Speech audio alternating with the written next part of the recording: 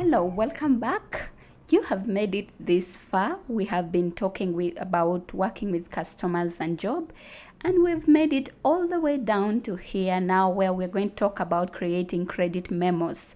Credit memos are what you will issue for customers, and there are many different reasons for doing that. It could be that you want to write off a balance of someone's account. It could be that they have returned something you want to give them credit, or sometimes you just give them a refund. So let me show you how to create a refund in QuickBooks. If you remember, when we actually received a payment from our customer, he actually paid us, but it was 4 cents short. I could actually leave that amount on his account and hope he pays me sometime, but let's just say that I want to credit that and give it off his account. So what I'm going to do is that I'm going to issue a refund right here. And before we do that, I still got the open invoice report open here on the left. I want to show you that here is that customer, and here is where he owns us that 4 cents, because it will go in a minute when we write that off. Let me go back to home, and I'm going to click on refunds and credit. Now, the first thing I want to do is actually pull in the customer and the job that I'm trying to create a credit memo for. Down here where the item is, it's important to think about the item, because this is the case where I'm going to create a credit memo for something called bad debt. It's something that I want to write off his account. What if someone had purchased a piece of inventory, let's say a chair from your store? Let's say they bring it back for a refund or a credit. Would you want to put it back in an inventory? And that's why you'd have to pick that same item right here. So it's important to credit back the correct type of item. So they already have bad debt set up. Notice when I choose it, it might ask me, do you want to continue? Because I'll just go ahead and click OK there. But you can see that it brought in this description, and then I'm going to plug in the quantity of 1 at 4 cents. Now, many times what happens is people think that when they pull in the customer and the job, that it's just going to know to apply it and to pull in that amount.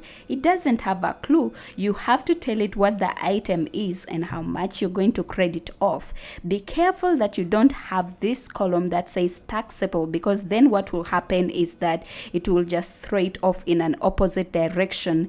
Now, what happens is you want to go ahead and apply this. If you notice right here on the tab, you have a couple of choices. You can use a credit to give this person refund. In a situation like this, it would be if they had paid for it in full and now they want their money back. Or if you can use a credit to apply to an invoice, which is what we want to do. Let's say I don't know these options are here. If I go down and save and close, it's going to actually pop up and give me the same options if I had chose these options up here. Here it says, what do you want to do with this credit memo? Retain it, give the person a refund, or apply it to an invoice. Let's say we're going to apply to an invoice and click OK. Now, what is going to list here is all of the invoice that is open. We happen to only have one. It will just check it off automatically. As you can see, 4 cents is due.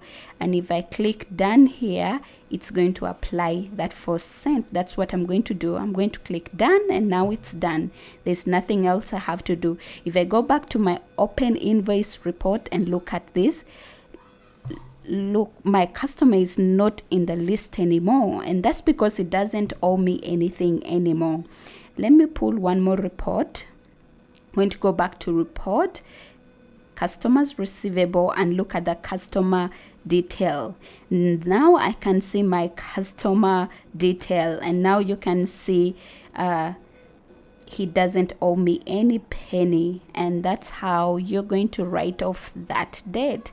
Now I want to show you one more where we actually give someone a refund so that you can see how it works. I'm going to open one of this invoice. Let me just double click this one. Let's say this delivery charge here is $25. let's say Tom actually paid it, but we had actually discussed it ahead of time and said we wouldn't charge it. So now he wants his $25,000 back. And so now let's go back to the home screen. I'm going to go back to refunds and credit, pull in my customer and job.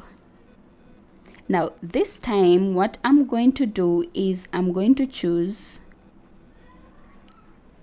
freight reimbursement, and you'll see here that here I can actually see a quantity of 1, and I'll put in there $25.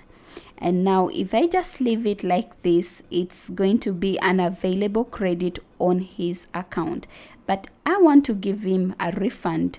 So I'll go back up here where it says use credit to give a refund, and it's going to bring up a refund screen, and it has got everything filled out. It has got the amount, it has got the issue, if I'm going to write him a check or give him a cash or put it back to his credit card.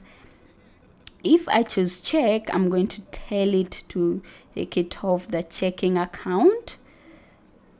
Or if it was cash, I would pick that petty cash account. So let me go back and pick check right there.